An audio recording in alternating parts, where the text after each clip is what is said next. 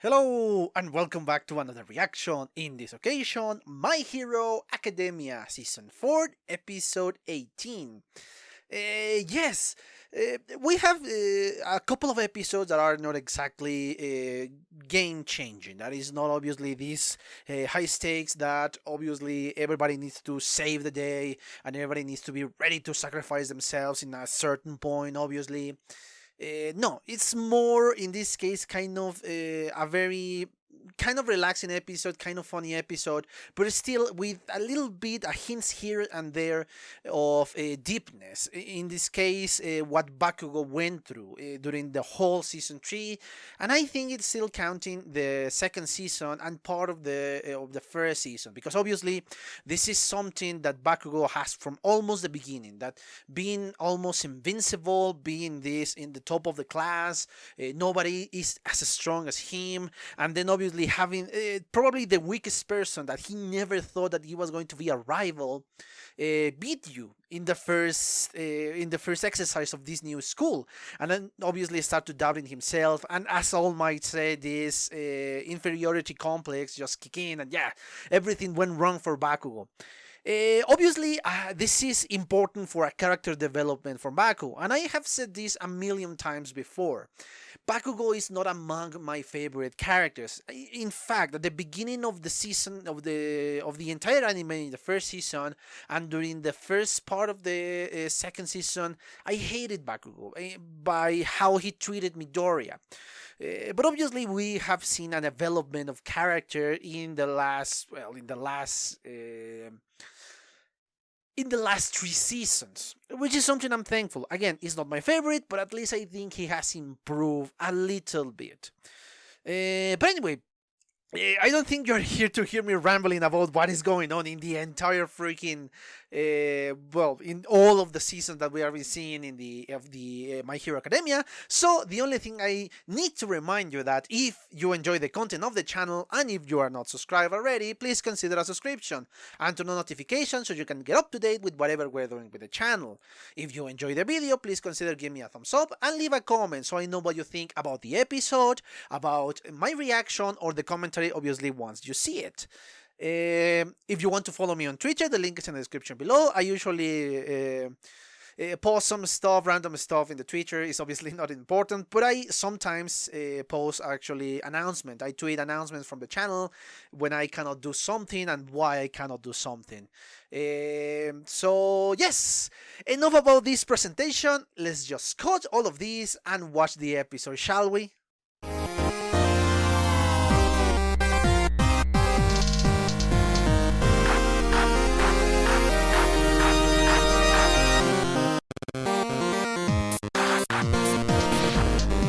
Okay, I'm back. I just watched a second time the 18 episode of the 4th season. And this episode, once more, is a very easygoing episode. It's not, it doesn't dwell with very complicated topics. Well, in a certain point it does. But again, it's not in this situation in which you are in danger or the heroes of the show are in danger. It's very calm, very, I don't know, it's not a life or death situation, or it's not the danger or imminent danger that we have in previous episodes. Again, this second half of the season seems to be a lot calmer, because yes, we have our really bunch of episodes that are extremely stressing, let's say, because obviously they need to rescue Eri, and there was this risk that perhaps they will fail, especially for the vision that Night Eye had before. So now we are entering into this more normal school event, like the I was gonna say sports festival, but no, it's the school festival. And speaking about the sports festival, this is obviously a place in which the hero curse shine. Yes, the general studies curse are permitted to participate. The support curse is also permitted to participate. The only ones who are not as active are the, oh god, the financial, no, the economics. I don't recall the name of that course, but obviously they are not allowed because their quirks are not suited for combat. Obviously, most of the other quirks of these other two curses are not suited, but they say, okay, if you want to, go ahead. But obviously, the curses that shine the most is the hero curse, because they are literally being prepared to fight villains. Even those who wants to be a support hero or a rescue hero, not support, a rescue hero, kind of need to know how to fight, especially in the case, I'm referring mostly in the case of Uraraka. Uraraka figured this out, that yes, even if I want to be a rescue hero, I need to know how to fight in case a villain just attacks in the moment I'm rescuing somebody, so I could deal with him or her, whatever. So yeah, it makes sense. Again, the hero course is prepared to fight, or should be prepared to fight. The other ones is another weird stuff, especially the general studies. What is the goal of this course? Because obviously the support and the financial course, know their goal. They want to implement their technology, or they want to implement in the economic side of the hero, so they can make money, or they can have a job based on this hero culture. But the general studies is way too vague, too general for me to deduce, oh, okay, they want to do this. So yeah, the only one's kind of in the mix is this general studies group. But now with this school festival is their time to shine, because obviously when you show, I don't know, your robots, let's say, like in the case of Hatsume, because yeah, we have shown Hatsume in this case, is for them to be, oh yeah, okay, I can see your robots from a closer point, I can see your invention from a closer point. And obviously with the financial course, again, I don't remember the name, is obviously to see oh, how you manage an establishment, how you manage the image of a hero or a show or whatever, so that you can have more expertise. And the general studies is again a weird mix of both, perhaps. So I'm not sure what are they going to do with this school festival. So I'm still in the unknown with them. But obviously they are not going to cancel, because the rest of the groups are going to be complaining about, and with a good reason. I mean, come on, the heroes can shine, but us are not. We are forbidden because something that happened with the hero curse.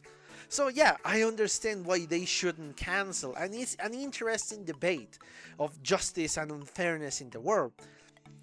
Yeah, I like the attitude that the school has with this one, and obviously that leads to the funny sides of the episode. I especially love the first fantasy that Kaminari had, especially with all the girls doing the little heart, and I love how they have to portray Hakakure doing the heart shape.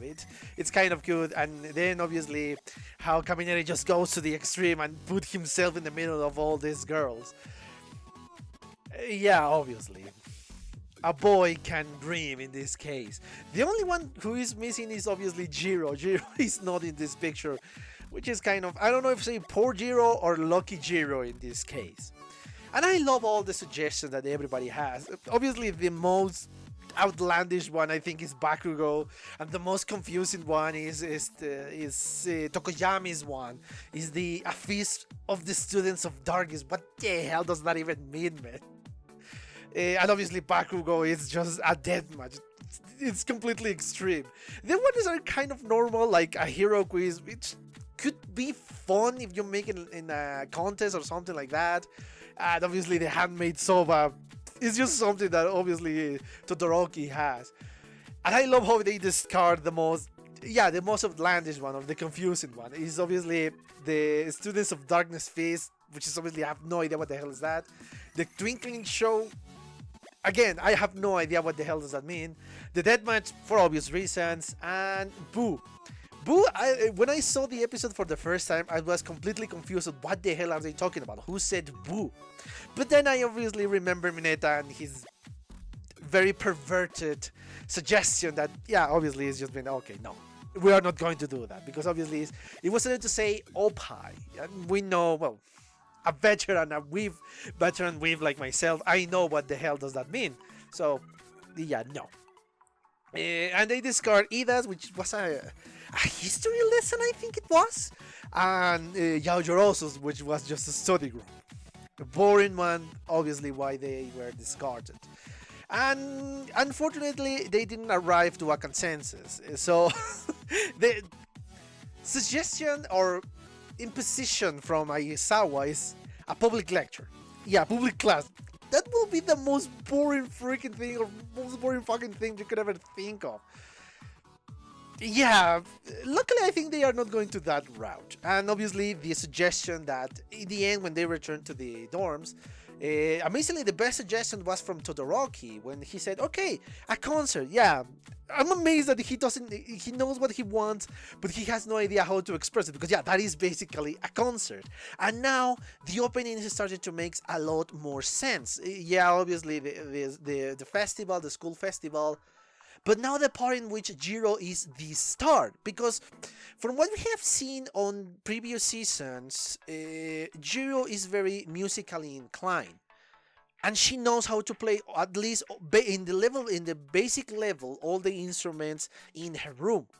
She is very shy about this, and we have seen this one in this episode and when was the contest for the dorms room. So yeah, she's kind of shy about this, but I think she's going to be amazing.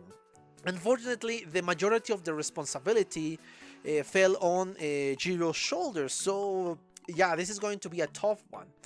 Uh, Something that was very prevalent in this part of the episode was how amazing, and yes, she's amazing, I love the animation in that bit, how amazing Mina is at dancing, and even she is a good teacher, because yeah, we saw how Midoriya and Aoyama are terrible dancers, man. I cannot say much about this because I'm a terrible dancer too. I don't know how to dance. I'm in a Midoriya level of dancing, honestly. But it makes sense for Mina knowing to dance, and this is obviously applies very well into a fighting point. Why I say this? At least in the case of the boxers, they know how to dance pretty well because obviously they need to follow a rhythm. When they are boxing, they need to be kind of in control, but they need to follow a rhythm, and obviously they need to deliver the punches in a very successful way. They need how to keep this rhythm, and they know how to dance very well. This is something I do know, that they know how to dance, especially more of a Latin type of dancing, like let's say cumbia, like I don't know, tango, like something like that. They know how to dance this very well, and this will help them a lot to know how to box because this helps if they know how to dance. So it makes sense for her to be a spectacular fighter because she knows how to dance, or perhaps because she knows how to dance, she's a spectacular fighter. So one of the other. So yeah, now they are going to have a concert, and again, the opening has a lot more sense. But I cannot go ahead without speaking about this image. This is an amazing image. We saw Todoroki and we saw Bakugo in a very disco era outfit and dancing like disco. Sato, I love you for giving me that mental image, and that mental image make me learn your freaking name because you deserve it for that. Thank you. Now moving on to the second half of the episode, a more serious one. When they visit Eri, Eri still feels guilty thanks to what she believes was her fault when they tried to rescue her. But I love how this is handled and changed. That this is not your fault. The only thing we need to see is your smile. Everybody was fighting for you, and they were willing to sacrifice themselves to save you. They obviously don't mention the fact that yes, your quirk in the hands of this monster is dangerous, because obviously you don't need to tell her that. She just needs to know that everybody wants to make her happy. And I think that's pretty true. It's partially the fact that her quirk in the hands of Overhaul was very dangerous, but the fact that they need to rescue this innocent girl was a more passionate way for them to even be more willing to sacrifice themselves so they can rescue Eri. And this is important to know. And this episode, even without the presence of Overhaul, make me hate Overhaul even more, because thanks to this bastard, this poor little girl cannot smile. She is still not able. It's way too soon after what Overhaul did to her. And obviously, this make me hate him even more. And honestly, the thing that happened to him when he lost his arms is well deserved. I do not. That doesn't change my point of view. Actually, it cements my point of view that he deserved to lose his quirk and to lose every single thing that he had fought before. So yeah, fuck you, Chisaki. That is important for me to say. But I love how Midoriya is thinking ahead and saying, okay, let's make this little girl happy. Let's invite her to our school festival so you can see her smile. I love that part of the episode. And then we return to a kind of silly part because we have this criminal Gentle and we have his accomplice La Brava. Yeah, they are criminals, but it doesn't look very seriously. By what we saw in the episode, it's kind of silly, kind of funny, especially because they posted in the equivalent of this world of YouTube, YapTube, I think. YapTube, yes, I think it's YapTube. So it looks very silly what we're seeing now in this episode with these two characters, especially when they were in the end, that he was serving tea and the other girl was kind of burned with the tea because the wind was blowing that thing away, and then he even was burned in the eye a little bit. Yeah, I was thinking of Todoroki. Sorry about that. And it was burned, but again, it's really a very silly villain, which obviously I have no idea how to feel about this. I need more information to really know what is the deal with this guy. But yes, I think I exhausted the topic of this one. I hope you enjoy it. A very weird episode. We got from a very silly point to a serious point to another silly point. But anyway, yes, I hope you enjoy it, and I have nothing else to say but remind you that if you enjoy the content of the channel, please consider a subscription and turn on notifications so you can get up to date with whatever we're doing with the channel.